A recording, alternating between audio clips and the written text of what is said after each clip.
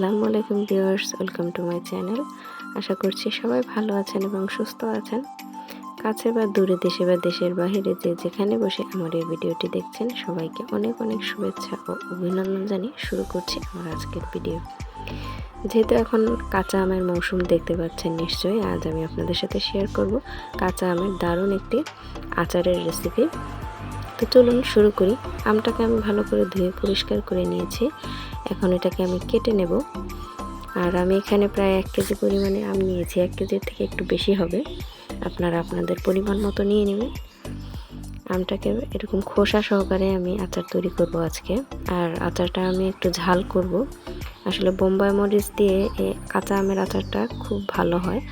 আর এটা সারা বছর রেখে খাওয়া যায়, খিচুড়ি ভাত যে কোনো কিছুর সাথে খেতে দারুণ লাগে। আর দেখুন আমি আমটাকে এভাবে ছোট ছোট করে কেটে নিচ্ছি। আপনারা নিশ্চয়ই কাটাটা দেখে বুঝতে পারছেন আমি কিভাবে কাটছি। বন্ধুরা, আমি সবগুলো আম এভাবে কেটে নিয়েছি। আর সেই সাথে নিয়ে নিয়েছি ভিনেগার।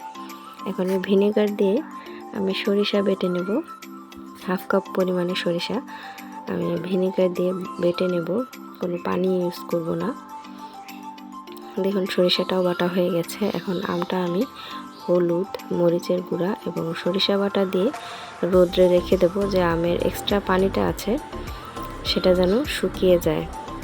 এটাকে একেবারে শুকনো করব না, একদিনের রোদে যেটা যতটুকু প্রয়োজন ততটুকুই হয়ে যাবে। দেখুন আমি সরিষা বাটা, হলুদ, মরিচ দিয়ে ভালো করে আমটা মেখে নিয়েছি এবং একটি বড় পাত্রে এভাবে এটাকে ছড়িয়ে দেব। অবশ্যই কাজটা করতে হবে, নয়তো আচারটা ভালো হবে না। আর এই আচারটা খেতে এতটাই টেস্ট হয়, আপনারা না খেলে বুঝতেই পারবেন না। দিয়ে দিয়েছি রোদ্রে। আর এখন আমি নিয়ে নিয়েছি বোম্বাই মরিচ। বোম্বাই মরিচটা ধুয়ে পরিষ্কার করে নিয়েছি। এটাকেও আমি পানি শুকানোর জন্য ফ্যানের নিচে দিয়ে দিয়েছি। আপনারা এই বোম্বাই মরিচটাকে দেখবেন অনেক জায়গাতে নাগা মরিচও বলে। এটার ফ্লেভার এবং ঝালের জন্য খুবই বিখ্যাত। আর সবচেয়ে বড় কথা, এটার ফ্লেভারের জন্য আচারটা এতটা টেস্ট হয় যে যতদিন পর্যন্ত আচারটা সংরক্ষণ করা হয় ততদিন এটার ফ্লেভারটা অটুট থাকে। এখন বোম্বাই মরিচ আর আমটা শুকানোর যতটুকু সময়, সে সময়ের মধ্যে আমি এখন একটা মশলা তৈরি করে নেব। সেই জন্য এখানে দিয়ে দিচ্ছি পাঁচফোড়ন, দিয়ে দিচ্ছি জিরা, সেই সাথে দিয়ে দিচ্ছি কিছু শুকনো মরিচ। এগুলোকে হালকা করে ভেজে নেব। আর ভাজা হয়ে গেলে এগুলো গুঁড়ো করে নেব। আর সে সাথে দিয়ে দিচ্ছি ধনিয়া। ধনিয়াটার কথা আমার মনে ছিল না, এই কারণে পরে এটাকে একটু ভেজে নিলাম। এটাও গুঁড়ো করে নেব।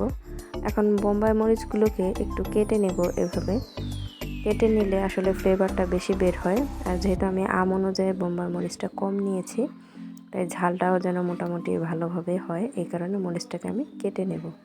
সবগুলোকে এভাবে মাঝখান থেকে কেটে নিচ্ছি। কাটা হয়ে যাওয়ার পরে এখানে আমি দিয়ে দিচ্ছি সরিষার তেল 2 কাপ পরিমাণে। আর সেই সাথে দিয়ে দিচ্ছি কিছু গোটা পাঁচফোড়ন। আর দিয়ে দিচ্ছি কালো জিরা, ধনিয়া এবং জিরা সবগুলো একসাথে একটু ভেজে নেব। দেখতে পাচ্ছেন নিশ্চয়ই আমি কতগুলো গোটা মশলা এখানে দিয়েছি। এগুলো সুন্দর একটা অ্যারোমা বের হলে এখানে আমি দিয়ে দিব আদা এবং রসুন বাটা 2 টেবিল চামচ পরিমাণে। এটাকেও একটু ভেজে নেব। আর এখানে দিয়ে দিচ্ছি আরও কিছু গোটা রসুন, যেটা আচারটাকে আরও টেস্ট অনেক গুণে বাড়িয়ে দেবে। দিয়ে দিচ্ছি 5-6টা শুকনো মরিচ, বোটা সহকারে দিয়েছি আমি। আপনারা চাইলে বোটাটা ফেলে দিতে পারেন, তবে বোটা সহকারে দিলে দেখতে খুবই ভালো লাগে। আর এখানে আমি যে আচারগুলো শুকিয়ে নিয়েছিলাম সেগুলোও দিয়ে দিচ্ছি। এটাকে আমি উল্টে পাল্টে মশলাগুলোর সাথে মিশিয়ে নেব। আসলে আমি ভিডিওটা লং হবে, অনেক অনেক বড় হবে, এই কারণে কেটে কেটে ছোট করে দিয়েছি। দিয়ে দিচ্ছি লবণ। পুরো ভিডিওটা আসলে দেখাতে গেলে অনেক সময় লেগে যাবে, এ কারণে আমি অনেক অংশ কেটে কেটে আপনাদেরকে শর্ট করে দেখানোর চেষ্টা করেছি সম্পূর্ণ ভিডিওটা, যে আমি কিভাবে আচারটা তৈরি করলাম। আর বন্ধুরা, আরেকটা কথা বলে নিই, যদি আমার আচারের রেসিপিটা আপনাদের কাছে ভালো লাগে অবশ্যই একটি লাইক দিয়ে দিবেন। আর সেই সাথে আমার চ্যানেলটি সাবস্ক্রাইব করবেন যারা এখনও সাবস্ক্রাইব করেননি। আর সেই সাথে রেসিপিটি কেমন হলো জানিয়ে সবাই কমেন্টস করবেন। এটাকে আমি ঢেকে দেব কিছুক্ষণের জন্য। আমটা একটু সিদ্ধ হয়ে আসলে এখানে দিয়ে দিচ্ছি আমি চিনি। হয়তো আপনারা ভাবতে পারেন যেহেতু ঝাল আচার চিনি কেন দিচ্ছেন, কিন্তু চিনিটা অবশ্যই দিতে হবে ঝাল এবং টকের ব্যালেন্সটা ঠিক রাখার জন্য। এটা আচারের স্বাদটাকে বহুগুণে বাড়িয়ে দিবে। তবে আমি এটাকে বেশি মিষ্টি করব না, যেহেতু এটা আমি ভাত দিয়ে খাওয়ার জন্য তৈরি করছি। এটা ভাত বা খিচুড়ি, পোলাও যে কোনো খাবারের সাথে খুবই ভালো লাগে খেতে। চাইলে আপনারা খুদের ভাতের সাথেও খেতে পারেন। অনেকে খুদের ভাতের সাথে আচার বা টক জাতীয় খাবার খেতে পছন্দ করেন। আর খিচুড়ির সাথে তো কথাই নেই, খিচুড়ির সাথে আচারটা একেবারে জমে যাবে। এখন আমটাও সিদ্ধ হয়ে গেছে। এ পর্যায়ে আমি দিয়ে দিচ্ছি বোম্বাই মরিচগুলো, যেগুলো আমি কেটে নিয়েছিলাম। এখন এটাকে আমি ঢেকে দেব 5 মিনিটের জন্য। 5 মিনিট পরে ঢাকনাটা সরিয়ে এটাকে আমি উল্টে পাল্টে দিচ্ছি। দেখুন, বোম্বাই মরিচটা দেওয়ার পর খুব বেশিক্ষণ এটাকে জাল দেওয়া যাবে না, তাহলে বোম্বাই মরিচের কালারটা চেঞ্জ হয়ে যাবে। এটার কালারটা সুন্দর রাখার জন্য এটাকে আমি খুব বেশিক্ষণ জাল দেব না, আরও 2-3 মিনিটের জন্য এটাকে আমি ঢেকে দেব। তবে আচারটা আগে মরিচের সাথে মিশিয়ে নিই। তারপরে এটা দেখতে পাচ্ছেন নিশ্চয়ই এটা কতটা কালারফুল হয়েছে। যারা এরকম পাকা এবং কাঁচা দুইটা মরিচই দিবেন তারা দেখবেন আচারটা আরও অনেক সুন্দর হবে। তবে না থাকলে আপনারা একটা দিয়ে তৈরি করার চেষ্টা করবেন, যে কোনো পাকা বা কাঁচা দিলেও হবে। দেখুন 5 মিনিট পরে আমি ঢাকনাটা সরিয়ে দিয়েছি। কালারটা কতটা সুন্দর হয়েছে। এখন এখানে আমি দিয়ে দিব কিছু মশলার গুঁড়া, যে মশলাটা আমি ভেজে নিয়েছিলাম সেই মশলাটার গুঁড়া অর্ধেকটা আমি দিয়ে দিচ্ছি। অর্ধেকটা দিয়ে এটাকে আমি ভালো করে মিশিয়ে নেব আচারের সাথে।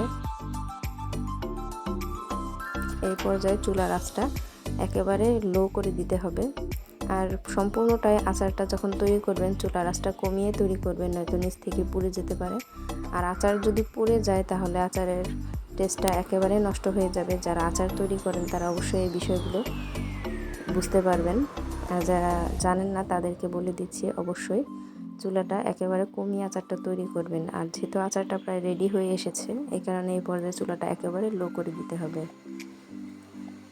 এই আচারটা ডুবো তেলে রাখলে অনেক ভালো লাগে, কিন্তু আমি যেহেতু তেলের পরিমাণটা কম ছিল বাড়িতে, এই কারণে 2 কাপ পরিমাণে দিয়েছি। পরে আমি আরও 1.5 কাপ পরিমাণে তেল গরম করে এটার মধ্যে অ্যাড করে দেব। দেখুন, আপনারা চাইলে এভাবেও রাখতে পারবেন, সমস্যা নেই, যেহেতু আমি ভিনেগার দেবো এটার মধ্যে। তবে আচারের তেলটা দিলে হয় অনেক সময় আচারের তেলটা মুড়ি মাখা বা যে কোনো ভর্তার মধ্যে মিক্সড করলে ওটা খেতে অনেক ভালো লাগে। এই কারণে আমি সবসময় একটু তেল বেশি দিই। এখন দিয়ে দিচ্ছি ভিনেগার 2 টেবিল চামচ পরিমাণে বা 1/2 কাপ পরিমাণে ভিনেগার এখানে দিয়ে দিচ্ছি। দিয়ে এটাকে একেবারে শুকিয়ে নেব। ভিনেগারটা শুকানো পর্যন্ত অপেক্ষা করতে হবে। এই পর্যায়ে আমি আর ঢেকে দেব না, ভিনেগারটা শুকানো পর্যন্ত এটাকে আমি আরও 5-7 মিনিট জাল দিয়ে নেব। তবে 5 মিনিট জাল দিলেই দেখবেন ভিনেগারটা একেবারে শুকিয়ে যাবে। তারপর মশলার গুঁড়া দিয়ে এটাকে আমি নামিয়ে নেব। খুবই সহজ আর খুবই অল্প কিছু উপকরণে এই আচারটা তৈরি করা যায়। যারা বোম্বাই মরিচ খেতে পছন্দ করেন বা ঝাল খেতে পছন্দ করেন তাদের কাছে এই আচারটা খুবই পছন্দ হবে। এখন আমি যে অবশিষ্ট মশলাটা ছিল সেটা দিয়ে দিচ্ছি, কারণ আগে আমি অর্ধেকটা দিয়েছিলাম আর এখন বাকি অর্ধেকটা দিয়ে আচারটা আমি নামিয়ে নেব। আর এই মশলাগুলো আচারের স্বাদটাকে এত বাড়িয়ে দেয় যে আপনারা বুঝতে পারবেন, যারা এই আচারটা তৈরি করবেন বা তৈরি করেন তারা বুঝতে পারবেন যে 5 ফোড়নের এই গুঁড়োটা আচারটাকে খুবই টেস্ট বাড়িয়ে দেয়। আচারটা এখন রেডি হয়ে গেছে, আমি চুলাটা অফ করে দেব আর এটাকে নামিয়ে নেব। এটা যখন পুরোপুরি ঠান্ডা হয়ে যাবে, এটা ঠান্ডা করে আমি একটি কাচের জারে এটাকে তুলে নেব। আপনারা অবশ্যই এই আচারটা সংরক্ষণ করতে চাইলে কাচের জারের মধ্যে এটাকে তুলে নেবেন। কাচের জারে না রাখলে ফ্রিজে সংরক্ষণ করবেন।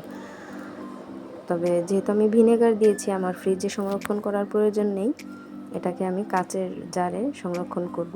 দেখুন আচারটা রেডি হয়ে গেছে, এটা দেখতে কতটা সুন্দর লাগছে। এখন হয়তো দেখে মনে হতে পারে আচারটাতে তেল কম, কিন্তু আপনি চাইলে এভাবেও সংরক্ষণ করতে পারেন, কোনো সমস্যা নেই। কিন্তু যেহেতু আমি এটা ডুবো তেলে রাখতে চাচ্ছি, এই কারণে আমি পরে আবার একটু তেল 1.5 কাপের মতো তেল গরম করে এই আচারটার উপর ঢেলে দেব।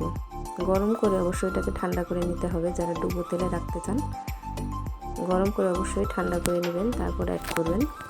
যেহেতু বাসায় সরিষার তেলটা শেষ হয়ে গিয়েছিল, এই কারণে আমি বাকি অংশটুকু দেখাতে পারলাম না। আমি এভাবেই দেখিয়ে দিচ্ছি, আপনারা চাইলে এভাবে এটা সংরক্ষণ করতে পারবেন, নষ্ট হবে না, কারণ যেহেতু আমি ভিনেগার দিয়ে দিয়েছি। তো বন্ধুরা, যারা আমার এই আচারটি দেখছেন, যারা আমার এই ভিডিওটি দেখছেন, তাদেরকে সবাইকে অনুরোধ করব আমার জন্য অবশ্যই দোয়া করবেন, আর আমার চ্যানেলটি যেন অনেক দূর এগিয়ে নিয়ে যেতে পারে, এই কারণে অবশ্যই একটি লাইক দিয়ে দিবেন, সেই সাথে কমেন্টস করতে ভুলবেন না, আর অবশ্যই সাবস্ক্রাইব করবেন। আল্লাহ হাফেজ।